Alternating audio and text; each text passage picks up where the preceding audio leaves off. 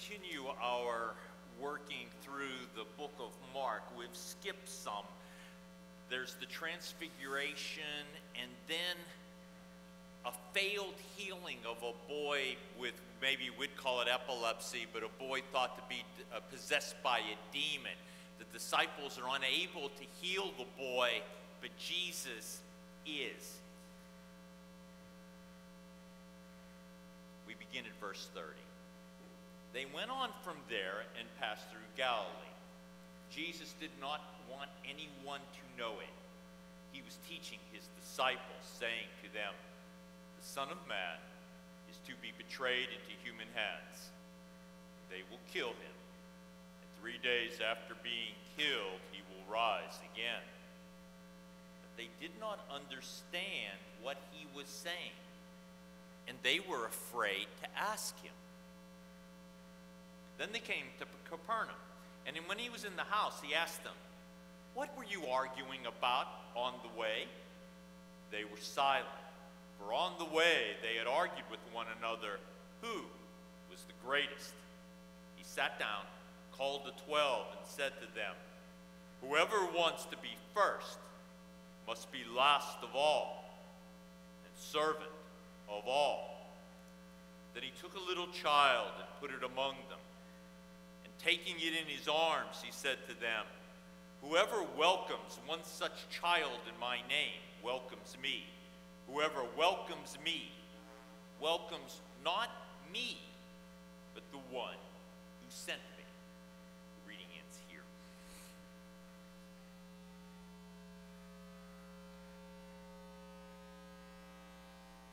Sometimes I look at the four readings and I'm completely puzzled what, if anything, holds these readings together. I think what holds at least these readings in part together is the notion of power, and asking if we have the wisdom to exercise it when we need to. Wisdom, recall, is thought to be in the Bible practical application. So the question is, what is the practical application of power? One of the mental cliches we've adopted as a culture, including a religious culture, is that women were not valued in ancient times or biblical times. Certainly, their public position was limited. Certainly, their legal position was not only second class, but sometimes even that of property. But our text this morning is a stellar example that women were valued, honored, respected in their society. So we come to the end of Proverbs 31, this long discussion of what does wisdom look like in real life. And we come to a real person. It's translated often as the worthy wife or the capable wife, and that'll work, I suppose. But when it's applied to men, the word here is valiant, powerful, valorous. Maybe instead of hearing the capable wife, hear this as woman warrior, and you are much closer to what this text is getting at. In the beginning of Proverbs, as you all know, it introduces us to a figure called Woman Wisdom, or Lady Wisdom, who is presenting what God's way looks like in the world and how it can be applied. Now, at the end of this chapter, we see that it has a living embodiment, an avatar, the physical example of wisdom, here as a woman living out her life in her time. We've made great strides in our lifetime in the role of women in public life, and we do well to honor that achievement. We know that full equality is far off yet on the horizon, but we have moved through in our lifetime some enormous strides.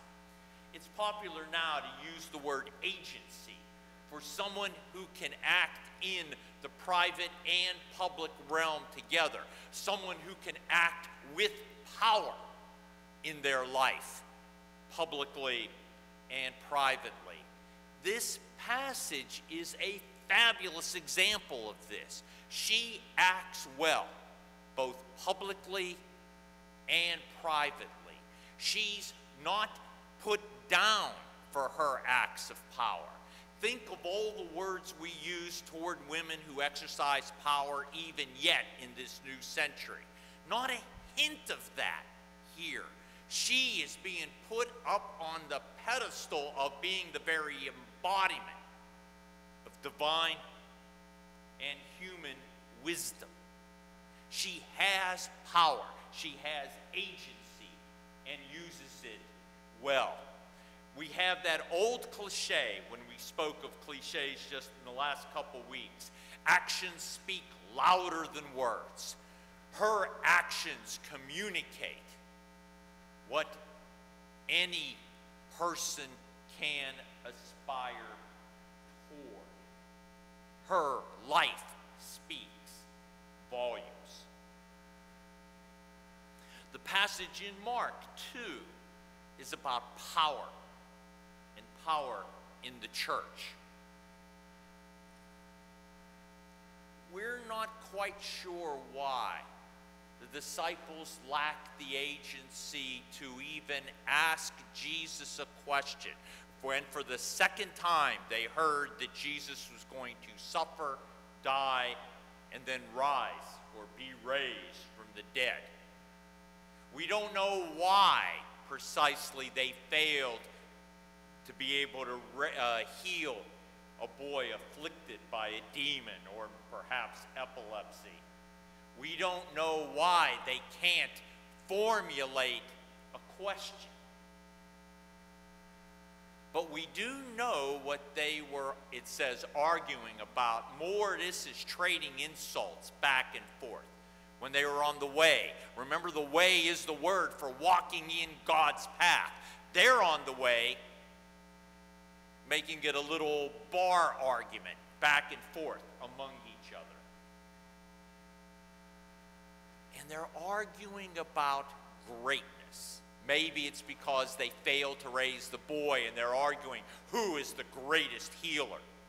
Maybe they're arguing who is Jesus' greatest student. They might be arguing, okay, he said he's going to die. Which one of us should take over after he dies? When you say the greatest, you're putting yourself at the pinnacle of a hierarchy. You're putting yourself on top. Perhaps you're putting yourself with the sense of having power over other people. As usual, Jesus disabuses us of such a notion. Instead, Jesus says, you want to be the greatest, you want to be the first, be the last, be the servant of all. That probably got silence too, because who wants to hear that?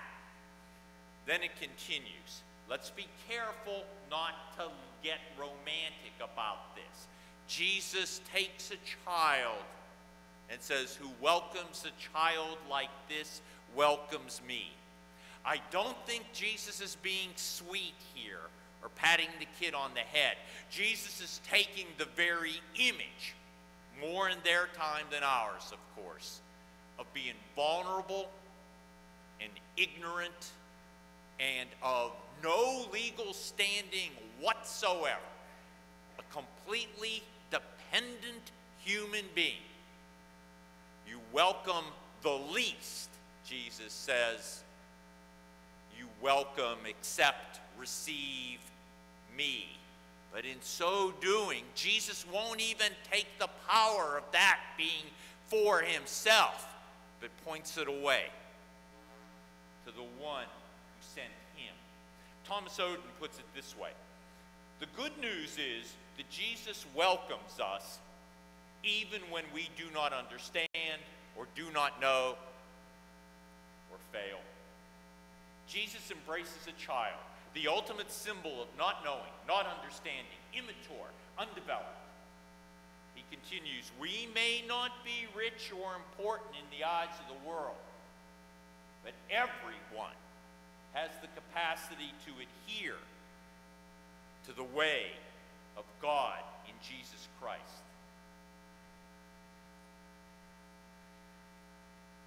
So much of the jostling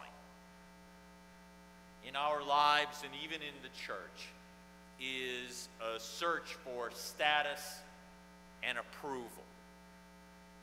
But church should be the last place to look for it.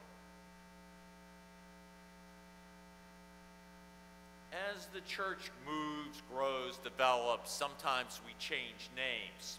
You may be aware that in recent times I used to be called a minister of word and sacrament. I liked that role. I liked that title. I'm not called that anymore. I'm called the teaching elder. I like the idea to remind us that I'm an elder with our elders on session. I like the idea of teaching, but we lost the ministry word because we're afraid of what we used to call servant leadership, I fear. I'm even more fearful that members of session are now called ruling elders, because I don't know if any of us can hear the word ruling without thinking of power over other people, or control, or power over others. In our own lives, and right now, the church has fallen into step with business models. But we haven't stopped to wonder how it is the church is similar or different than business, and we haven't looked at the issue of power. I've heard people say, without a hint of irony, the pastor should be considered to be the CEO of the church as a business. No. Wallace Sayers said about public administration, and we can apply it to the church. The church and business are alike in all uninteresting respects. We are a different community. We resist saying and seeing that the work of the church is, in the end, spiritual. Of course, that means that it is engaged and has a power connected with secular life. But quite simply, we are called to aspire to be better. And that's what James is pointing us this morning in pointed and powerful language. Quite simply, the church is being called to be better at how we treat one another and how we speak to one another, internally and to others.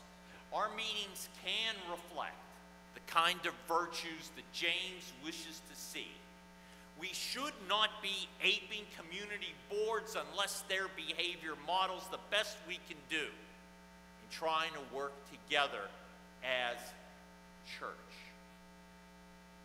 Look at some of the words James uses. Humility.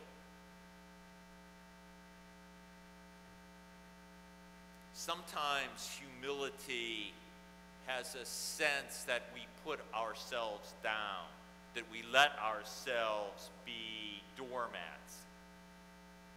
I think better is that humility is a sense that we're all limited creatures, that we're all capable of mistakes, but that we don't feel the need to establish our worth by making somebody feel or seem smaller than ourselves. Sometimes power is sought because we want to bolster an uncertain or diminished sense of self, our own depleted selves. A silly example, but a pointed one. Have you ever been in a long line, like at a movie theater, and you're the last one in line, and you feel like the world's against you, and then some poor schnook gets behind you in line, and the world opens up again.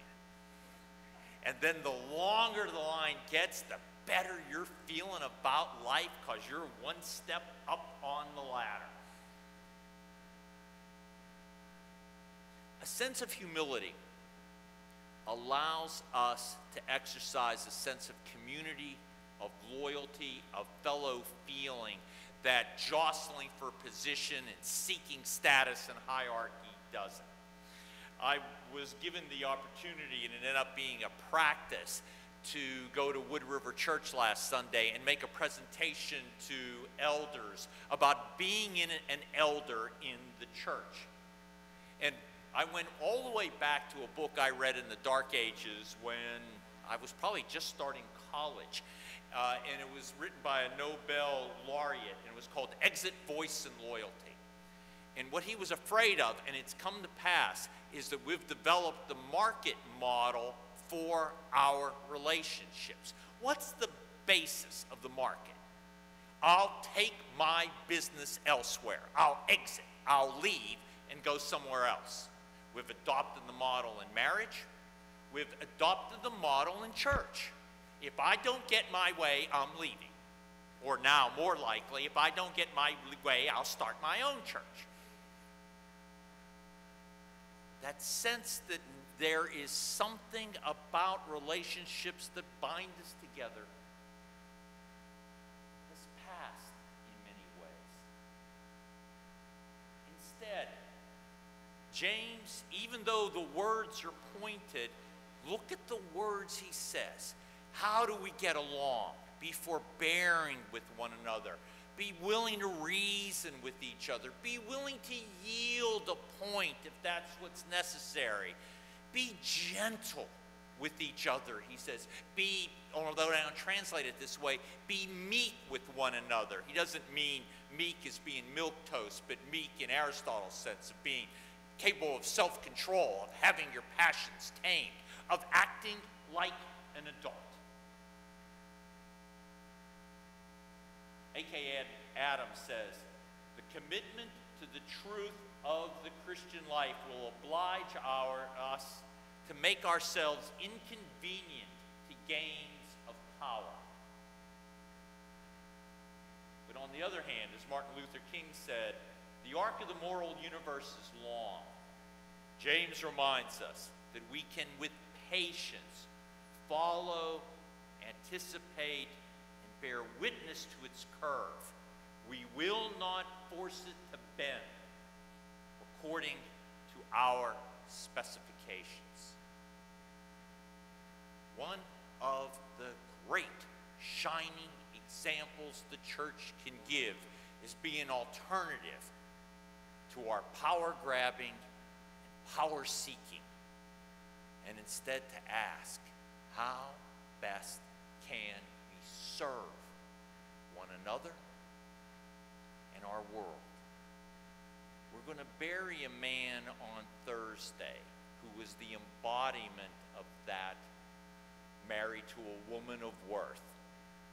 Ken Barn treated his wife with the most excruciating, and I use that word deliberately with its cross note, as her wonderful mind faded into oblivion with dementia.